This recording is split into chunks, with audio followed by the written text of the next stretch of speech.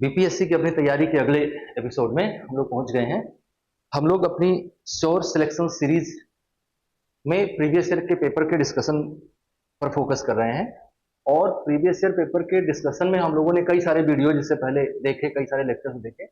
आज उसी सिलसिले को आगे बढ़ाएंगे और बिहार स्पेशल में 70th बीपीएससी में जितने क्वेश्चन बिहार स्पेशल से आए हैं आज उनको हम लोग डिस्कस करने वाले हैं।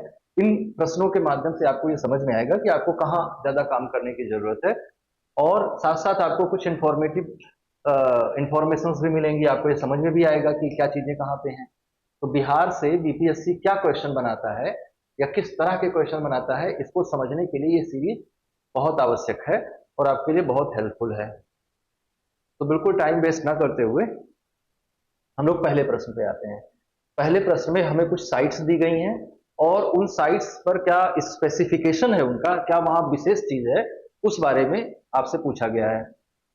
पहली साइट जो है वो वैशाली है, दूसरी भागलपुर है, जमुई है, मधेपुरा है और इधर silk textile, gold, rail coach factory और फ्लोरिकल्चर, ये चार ऑप्शन दिए गए हैं।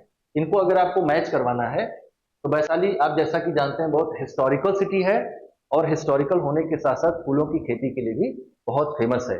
यहाँ बहुत सारे तरह के फूल उगाए जाते हैं जिनको बिहार राज्य में जिनकी आपूर्ति की जाती है, दूसरे राज्यों में आपूर्ति की जाती है और कुछ मात्रा में इनका निर्यात भी किया जाता है दूसरे देशों के लिए। भागलपुर है, पिछले 200 सालों से रेशम के लिए फेमस है और टसर किस्म का रेशम उगाया जाता है यहाँ पर और रेशम से कपड़े बनाए जाते हैं। यहाँ बहुत सारा हथकरघा उद्योग स्थापित है जो हाथ से बने हुए रेशम को देश में बेचता है और विदेशों के लिए भी निर्यात करता है। बिहार सरकार वहाँ रेशम उत्पादन को बढ़ाने के लिए बहुत प्रयासरत है और भागलपुर को सिल्क सिटी के रूप में जाना जाता है। जमुई जो है ये करमांतिया पहाड़ी है जहां पर हाल फिलहाल में जियोलॉजिकल सर्वे ऑफ इंडिया ने ऐसा दावा किया है कि यहाँ पर सोने के काफी भंडार नीचे दबे हुए हैं, तो वो सोने के लिए फेमस हो गया। मधेपुरा जो है वो फ्रांस की एक कंपनी के साथ मिलकर मधेपुरा में रेल कोच फैक्ट्री है जिसमें मालगाड़ियों के डब्बे तैयार किए जाते हैं। तो अगर इस तरह से हम मैच करवाएं तो वैशाली किसके लिए फेमस है? फ्लोरिकल्चर के लिए, जहां पर फूलों की खेती की जाती है। फ्लोरिकल्चर मीन फूलों की खेती। भागलपुर जो है हमने कहा कि सिल्क सिटी है और पिछले 200 सालों से सिल्क के लिए बहुत फेमस है। जमुई में हाल फिलहाल में सोने के डिपोजिशन होने की जानकारी मिली है और मधेपुरा जो है वो रेल कोच फैक्ट्री के लिए फेमस है। तो अगर इस तरह से आप मिलान कर रहे हैं तो आपको बनेगा ए का 4, बी का 1, सी का 2 और डी का 4, सॉरी डी का 3। तो 4 1 2 3, 4 1 2 3, option C is correct answer. तो इसको आप जरूर से जरूर याद रखिएगा और आगे दोबारा एग्जाम में भी ये पूछा जा सकता है। यहाँ थोड़ा डिटेल से इंफॉर्मेशन बताई गई है आपको कि जो वैशाली है वहाँ मारीगोल्ड, रोज और ग्लैडियोलस जैसे किस्म के फूलों की खेती की जाती है। ग्लैडियोलस बेसिकली तलवार छाप लिली होता है, लिली का पेड़ होता है, उसमें रंग बिरंगे फूल निकलते हैं। इनकी डिमांड नेशनल इंटरनेशनल दोनों मार्केट में है। सिल्क टेक्सटाइल का डेवलपमेंट भागलपुर क्षेत्र में हुआ है जहां टसर सिल्क का उत्पादन विशेष रूप से किया जाता है। हालांकि सिल्क की और भी प्रजातियों का उत्पादन होता है लेकिन टसर स्पेशली फेमस है। इरी, मूंगा, टसर ये बड़ी फेमस प्रजातियां हैं सिल्क की जिनका यहाँ पर उत्पादन किया जाता है। टसर के लिए ये कुछ ज्यादा ही प्रसिद्ध है। 4 तरह की प्रजातियां होती हैं रेशम की जिनमें इरी है, मूंगा है, टसर है और मलबरी है। इनमें से जो सबसे अच्छी किस्म का रेशम होता है वो मलबरी होता है, हालांकि टसर भी बहुत अच्छा रेशम होता है। जमुई हमने बताया कि करमांतिया हिल है जहां पर जियोलॉजिकल सर्वे ऑफ इंडिया ने दावा किया है कि यहाँ पर हैवी गोल्ड डिपोजिशन पाया है, हालांकि अभी इसका उत्खनन शुरू नहीं हुआ है। रेल कोच फैक्ट्री है मधेपुरा में, ये मधेपुरा इलेक्ट्रिक लोकोमोटिव फैक्ट्री है। ये ज्वाइंट वेंचर है, अल्स्टम नाम की एक फ्रेंच कंपनी है उसके साथ मिलकर ये काम कर रही है। तो आप ये जानते रहिए, है ना, इंजन और जो मालगाड़ी होती है उसका यहाँ पे डब्बा बनाया जाता है। अगला क्वेश्चन है, किस वर्ष में बिहार जल विद्युत निगम की स्थापना की गई? In which of the following years the Bihar state hydro electric power corporation was established? Bihar राज्य जल विद्युत निगम की स्थापना किस वर्ष की गई? बिहार राज्य जल विद्युत निगम जो है ये बिहार राज्य में छोटे और मध्यम जल विद्युत इकाइयों की स्थापना करता है, उनका रखरखाव करता है और बिहार में विद्युत उत्पादन के स्तर को बढ़ाने का प्रयास करता है और यह सुनिश्चित करता है कि जितना हमको जरूरत है कम से कम उतना विद्युत का उत्पादन जरूर हो। और बिहार विद्युत उत्पादन की स्थिति बहुत अच्छी है बिहार में। तो देखिए ये कब स्थापित किया गया, तो ये स्टैब्लिश किया गया कब, 1982 में। काम क्या करता है ये, जो बिहार जल विद्युत निगम है, ये क्या काम करता है, बिहार राज्य जल विद्युत निगम 1982 में बनाया गया। इसका ऑब्जेक्टिव क्या है, इसका ऑब्जेक्टिव है plan, promote, organise and implement hydro electric power generation projects in the state. तो ये किस तरह के स्मॉल और मीडियम प्रोजेक्ट्स को प्लान करता है, प्रमोट करता है, ऑर्गेनाइज करता है और उनको इंप्लीमेंट करता है ना। तो ये आप ध्यान दीजिएगा। और बिहार विद्युत उत्पादन के क्षेत्र में अग्रणी है, खासतौर से जल विद्युत के क्षेत्र में।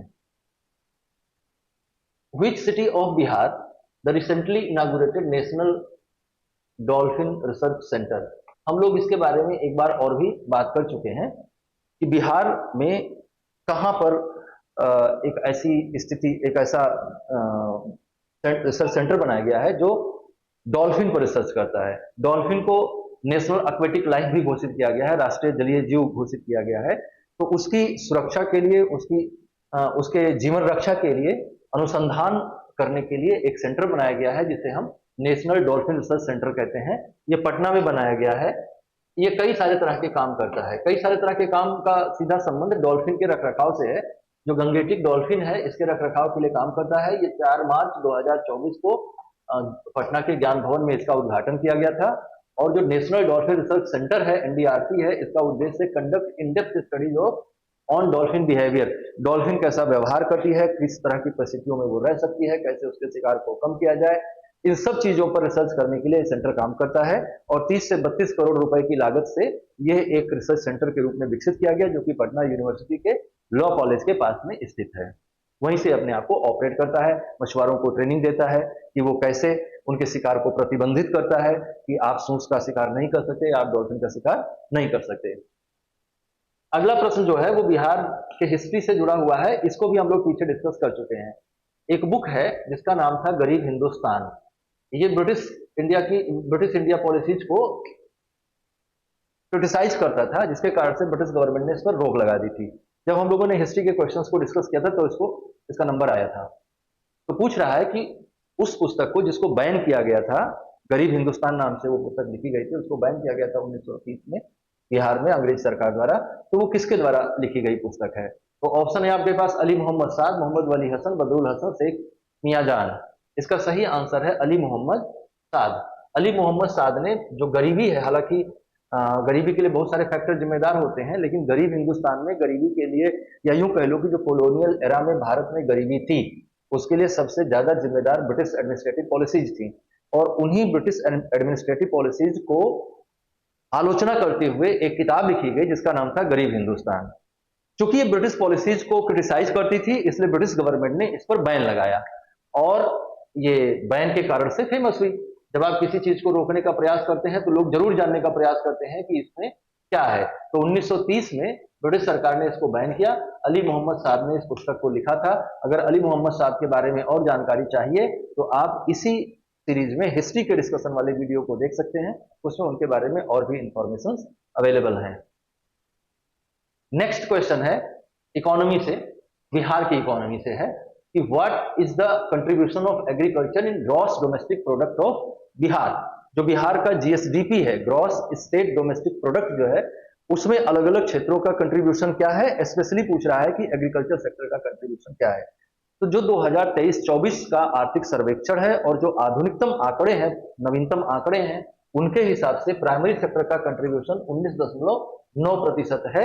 क्योंकि सबसे ज्यादा पास पड़ रहा है 19% के, इसलिए आंसर क्या होगा 19%। तो जीएसडीपी में कंट्रीब्यूशन एग्रीकल्चर सेक्टर का कितना है 19% है। प्राइमरी सेक्टर कह रहा है कि as per both 2023-24 economic survey, 2023-24 के आर्थिक सर्वेक्षण और वर्तमान आंकड़ों के अनुसार कृषि और संबद्ध सेवाओं को शामिल करते हुए बिहार के जीएसडीपी में प्राइमरी सेक्टर का कंट्रीब्यूशन कितना है 19.9%, अप्रोक्सीमेटली 20%, है ना। इंडस्ट्री कितना कंट्रीब्यूट कर रही है? 21.5%। और सर्विस सेक्टर कितना कंट्रीब्यूट कर रहा है? 58.6%। तो बिहार की स्थिति कुछ ऐसी है कि यहाँ पर सर्विसेज तो बहुत तेजी से बढ़ रही हैं। सर्विसेज के बहुत तेजी से बढ़ने का कारण यह है कि सर्विसेज के उपभोक्ता बहुत ज्यादा हैं बिहार में, युवा वर्ग बहुत ज्यादा है ना। युवा आबादी पूरे भारत में सबसे ज्यादा बिहार में है। ये कह सकते हैं कि बिहार भारत का सबसे युवा स्टेट है, जिसके कारण से सर्विसेज की डिमांड बहुत ज्यादा है, चाहे वो हेल्थ हो, चाहे वो एजुकेशन हो, चाहे वो ये डेली रूटीन की सर्विसेज हो, रेस्टोरेंट हो, इस तरह के होटल्स हो, इस तरह की जो सर्विसेज हैं उनकी बहुत ज्यादा डिमांड होने के कारण सर्विस सेक्टर सबसे नंबर 1 पे है। Agriculture still employees a large portion of Bihar work force 50 to 60%। 50 से 60% बिहार की आबादी किस पर निर्भर कर रही है? कृषि और उससे जुड़ी हुई सेवाओं में श्रम देने से। लेकिन उसका कंट्रीब्यूशन कितना है? 21.5%। मतलब कि जिस काम में 50 to 60% पॉपुलेशन इन्वॉल्व है उसका कंट्रीब्यूशन क्या है? लगभग 20% इकोनॉमी में। तो ये असंतुलन निश्चित तौर पर चिंता का विषय है। सरकारों को इसको एड्रेस करने का प्रयास करना चाहिए और ऐसा प्रयास करना चाहिए जिससे जितना प्रतिशत आबादी किसी कार्य में लगी हुई हो उसका प्रतिशत, उसका उतना ही प्रतिशत जीएसडीपी में भी कंट्रीब्यूशन होना चाहिए। इससे ये पता चलेगा कि सभी क्षेत्रों में आय की समानता है। लेकिन ऐसा है नहीं। आय की समानता लाने का प्रयास सरकारें लगातार करती रहती हैं, पर क्योंकि उसमें बहुत सारे समस्याएं हैं इसलिए उसको लागू कर पाना संभव नहीं है।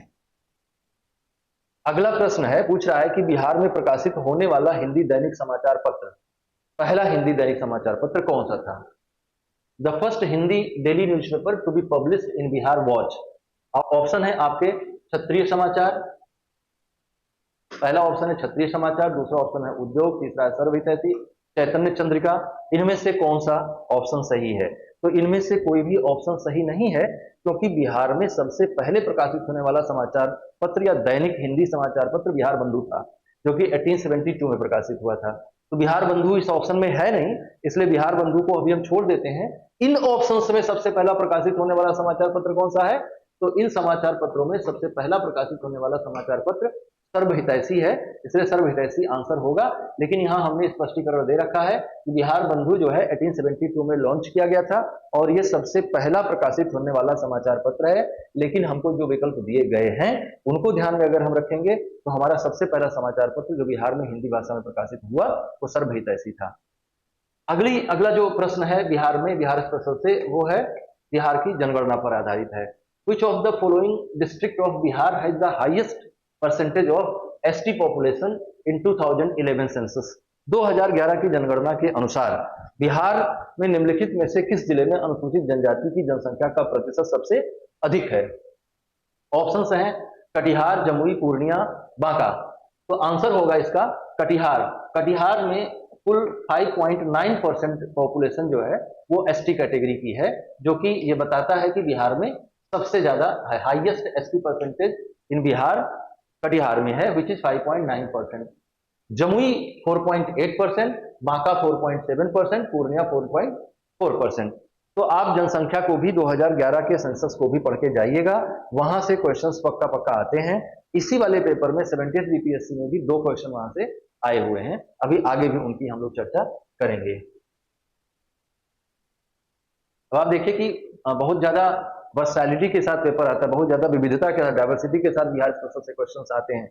बिहार स्पेशल से क्वेश्चंस जो हैं वो हिस्ट्री से भी आ जाते हैं, ज्योग्राफी से भी आ जाते हैं, आपके इकोनॉमी से भी आ जाते हैं, सेंसस से आ जाते हैं। हमने अलग अलग जब सेक्शंस को कवर किया था बिहार में, तो हमने उन, जैसे बिहार का हम बीपीएससी का हिस्ट्री कर रहे थे तो हिस्ट्री हमने कवर कर लिया था, ज्योग्राफी कर रहे थे तो ज्योग्राफी हमने कवर कर लिया था। लेकिन कुछ क्वेश्चन हमको ऐसे मिले जिनको हमें लगा कि बिहार स्पेशल पे डिस्कशन होना जरूरी है, ताकि कैंडिडेट्स को ये समझ में आए कि उनको कहां पे ज्यादा फोकस करनी है। कह रहा है कि which sector received the highest allocation in the Bihar budget 2024-25। Bihar budget, Bihar economic survey, आप देख रहे हैं कि क्वेश्चंस आ रहे हैं वहां से। बिहार के इकोनॉमिक सर्वे से क्वेश्चन आ चुका, बिहार बजट से आया, आगे और आएगा। तो which sector receives the highest allocation in the Bihar budget 2024-25? Bihar के 2024-25 के बजट में सबसे अधिक आवंटन निम्नलिखित में से किस क्षेत्र को प्राप्त हुआ? तो कौन कौन से क्षेत्र आपके ऑप्शन में है? एग्रीकल्चर सेक्टर है, हेल्थ है, इंफ्रास्ट्रक्चर है, एजुकेशन है। तो नंबर 1 पे रहा एजुकेशन, ये कि बहुत अच्छी बात है, 21.4% आवंटित किया गया जो कि बहुत अच्छी बात है ना। शिक्षा में 2024-25 में जो कुल बजट आवंटन रहा वो 21.4% रहा, जबकि अगर और क्षेत्रों में देखेंगे तो 14.7% के आसपास एवरेज आपको निकल के आएगा। तो एजुकेशन सेक्टर में सरकार का जो खर्च है वो सराहनीय है और बिहार की शिक्षा के लिए बहुत अच्छी बात है। ये शिक्षा व्यवस्था के लिए बहुत अच्छी बात है ना। स्टेट एवरेज 14.7 रहा, लेकिन शिक्षा के क्षेत्र में इन्होंने 21.4% किया। हेल्थ के लिए 5.7% एलोकेशन दिया गया बजट का, जो कि slightly below the national average of 6.2%। देखिए जो नेशनल एवरेज है शिक्षा में खर्च करने का वो कितना है, 6.2% है।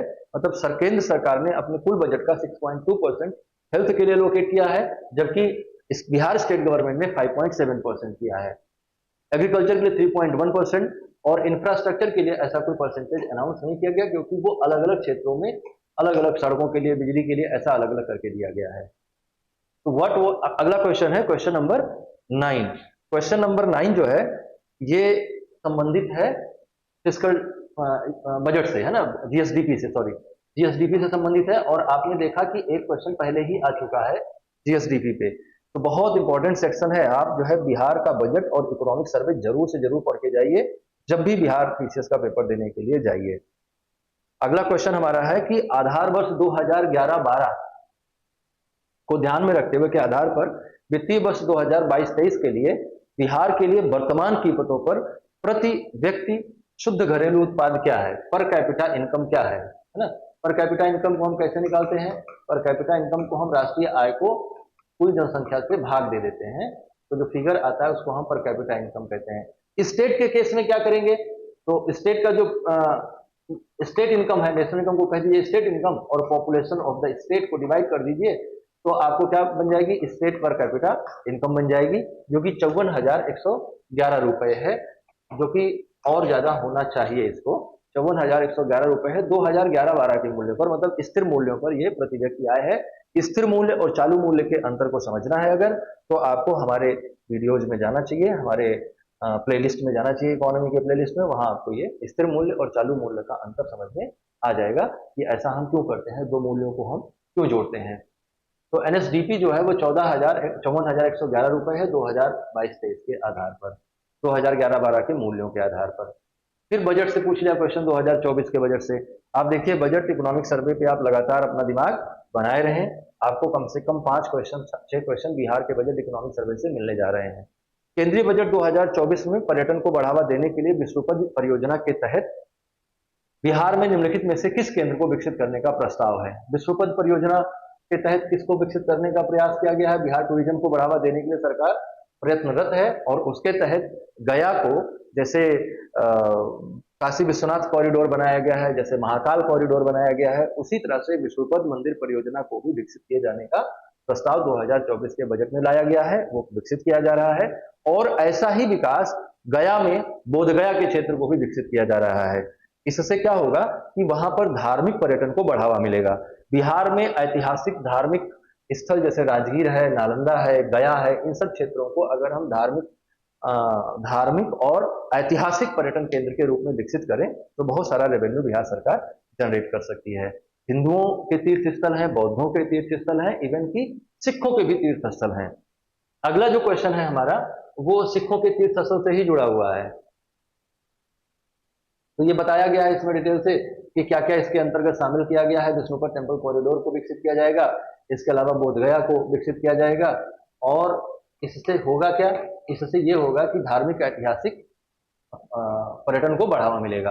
पटना साहिब का क्वेश्चन है, the Sikh pilgrimage site Takht Shri Harmandir ji Patna Sahib which is considered as second holiest Takht is located at the Patna. नाम ही पटना साहिब है तो ऑब्वियसली पटना में है ना।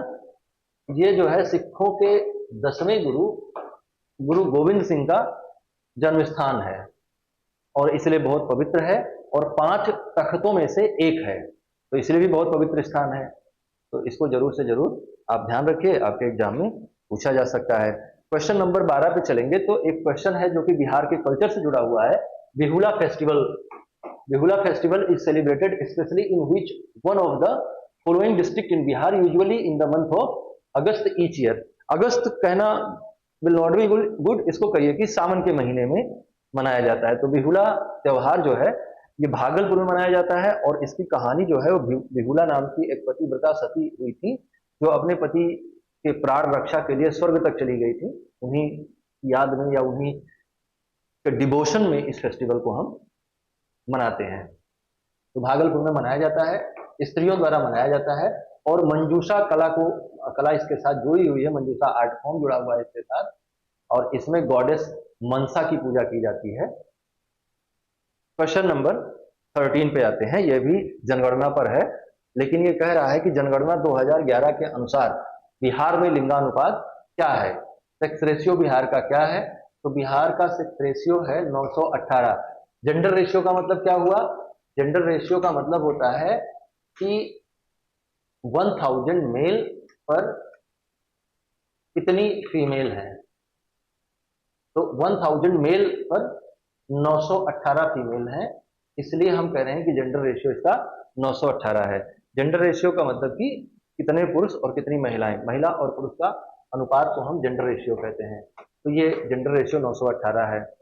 The sex ratio is defined as the number of female per 1000 male in a population. According to census 2011 of India, the sex ratio of Bihar was 918 female per 1000 male. This figure showed a marginal improvement over the sex ratio in census 2001. 2001 की जनगणना के अनुसार जो बिहार का sex ratio था उससे ये थोड़ा बढ़ा हुआ है ना, 919 पर फीमेल है ये। और अगर नेशनल की हम लोग बात करें कि नेशनल रेशियो क्या है, तो नेशनल रेशियो 943 का है, मतलब कि जो national ratio of national sex ratio है उससे लोअर है बिहार का सेक्स रेशियो। ये भी चिंताजनक बात है बिहार सरकार के लिए, और बिहार का जो सामाजिक आर्थिक ढांचा है, सामाजिक आर्थिक संरचना है, उसके लिए चिंताजनक बात है। अगर हम बिहार के जिलों में सेक्स रेशियो की बात करें तो सबसे हाईएस्ट सेक्स रेशियो बिहार में गोपालगंज जिले का है, जो कि 1021 है, मतलब कि ये पॉजिटिव सेक्स रेशियो है। 1000 पुरुषों पर 1021 महिलाएं हैं। लेकिन लोएस्ट की बात करें तो मुंगेर है, जो कि बहुत चिंताजनक है, 873 है। और ये दिखाता है कि लोगों की जो आबादी है वो कितना महिलाओं के प्रति या चाइल्ड गर्ल चाइल्ड को लेकर कितना ऑर्थोडॉक्स सोच रखती है। 0 से 6 साल की उम्र में ये बढ़ रहा है, मतलब कि अच्छी बात है, लोग गर्ल चाइल्ड को एक्सेप्ट कर रहे हैं। अभी 935 हो रहा है ये बढ़ के, लेकिन इसको 1000 पे जाना ही चाहिए। क्वेश्चन नंबर 14 है। क्वेश्चन नंबर 14 हिस्ट्री से है, इसको हम लोग पीछे भी डिस्कस कर चुके हैं कि शिशुनाग वंश के बाद मगध वर्तमान बिहार पर शासन करने वाला कौन सा वंश था। तो which dynasty ruled Magadha after Shishunaga dynasty. तो जो क्रम है डायनेस्टीज का, Nanda dynasty will be answer, और जो क्रम है इसके डायनेस्टीज का वो यहाँ पे बताया गया है। सबसे पहला डायनेस्टी हर्यंका डायनेस्टी है। हर्यंका डायनेस्टी से पहले, हर्यंक राजवंश से पहले यहाँ पर एक पौराणिक वंश भी शासन करता था, ऐसा महाभारत की कथाओं से जानकारी मिलती है। लेकिन जो ऐतिहासिक वंश है, पहला हिस्टोरिकल डायनेस्टी है, वो हर्यंका डायनेस्टी है। इसके बाद से सुनाग डायनेस्टी आती है, उसके बाद नंदा डायनेस्टी आती है, उसके बाद मौर्य डायनेस्टी, और फिर लास्ट में शुंग डायनेस्टी आती है। तो इसको आप याद रखिएगा, इस क्रम को याद रखिएगा, क्वेश्चंस पूछे गए हैं आपके यहाँ से। नंद डायनेस्टी महापद्मनंद द्वारा स्थापित की गई थी। फिर देखिए बजट पे एक और क्वेश्चन आया कि बिहार में ग्रीन बजट कब प्रारंभ किया गया। ग्रीन बजट का मतलब है कि सरकार जो पर्यावरण संसाधन है, पर्यावरण है, उसकी सुरक्षा के लिए अलग से बजट प्रावधान करती है, उसको हम ग्रीन बजट कहते हैं। तो when did Bihar state introduce the green budget for the first time, financial year 21-22, 2021 है ना, option C is correct answer, financial year 2020-21 ये सही आंसर होगा आपका। The Bihar government introduced its first stand alone green budget. बहुत महत्वपूर्ण बात है कि इसके अलावा और कोई ऐसी राज्य सरकार नहीं है जो ग्रीन बजट बनाती हो या बना रही हो। पर्यावरण संरक्षण, इन्वायरमेंटल कंजर्वेशन, इकोलॉजिकल बैलेंस, इन सब को ध्यान में रखते हुए 2020 में राज्य विधानसभा में ये बजट पेश किया गया। तो ये बहुत महत्वपूर्ण है, ध्यान रखेंगे इसको। What is the name of the 1 month long cattle fair organised at the confluence of Ganga and Gandak river. Ganga और गंडक नदी के संगम पर सोनपुर जगह है जहां पर ये मेला लगता है। सोनपुर जगह है जहां पर ये मेला लगता है और ये एशिया का अपनी तरह का अकेला मेला है, सबसे बड़ा मेला है, जहां पर विभिन्न प्रकार के मवेशियों की खरीद बेच की जाती है। इनमें हाथी हैं, घोड़े हैं, बाकी जो घर में यूज होने वाले मवेशी हैं उनको भी बेचा जाता है, ऊंट वगैरह को भी बेचा जाता है। ये बहुत बड़ा मेला है, अपनी तरह का एशिया का अकेला मेला है। हाल के वर्षों में हाथियों के व्यापार पर प्रतिबंध लगा दिया गया है यहाँ पर, या कहीं पर भी हाथियों को पकड़ना, उनको खरीदना बेचना, इस पर रोक लगा दी गई है। अगला क्वेश्चन है, ये भी हम लोग ज्योग्राफी के सेक्शन में डिस्कस कर चुके हैं कि मुंगेर का पहाड़ी क्षेत्र निम्नलिखित में से किस भौगोलिक क्षेत्र का हिस्सा है। तो इसमें आंसर है जो दक्षिण पहाड़ी क्षेत्र है वो इसका उसमें ये फैला हुआ है। बिहार वाला सेक्शन देखिएगा तो हमने आपको उसमें मैप में भी करके दिखाया है। इसका आंसर होगा सदर्न हिली रीजन, जहां पर ये पाया जाता है। यहाँ पर ये डिटेल आपको समझाया गया है। तो बिहार स्पेशल से कुल 17 क्वेश्चन आए थे जो कि बिहार के ज्योग्राफी से संबंधित थे, बिहार के हिस्ट्री से संबंधित थे, बिहार की इकोनॉमी से संबंधित थे। इकोनॉमी में आपने देखा कि सबसे ज्यादा जो क्वेश्चंस आए थे वो बिहार के इकोनॉमिक सर्वे और बिहार के बजट से आए थे। इसके अलावा नेशनल इकोनॉमिक सर्वे और नेशनल बजट से भी बिहार के संदर्भ में क्वेश्चन आए थे। सेंसस से 2 क्वेश्चन आए। तो आप इसका जरूर से जरूर ध्यान रखें कि हमें इन सेक्शंस को बिहार के डिफेंस में पढ़कर पेपर देने जाना है। हमारे इस वीडियो को ज़्यादा से ज़्यादा लाइक करें, शेयर करें, सब्सक्राइब करें, ताकि हमको और बेहतर काम करने का मोटिवेशन मिल सके। आप लोग जो हमारा सहयोग कर रहे हैं इसके लिए हम हृदय की गहराइयों से आपका धन्यवाद करते हैं। नमस्कार।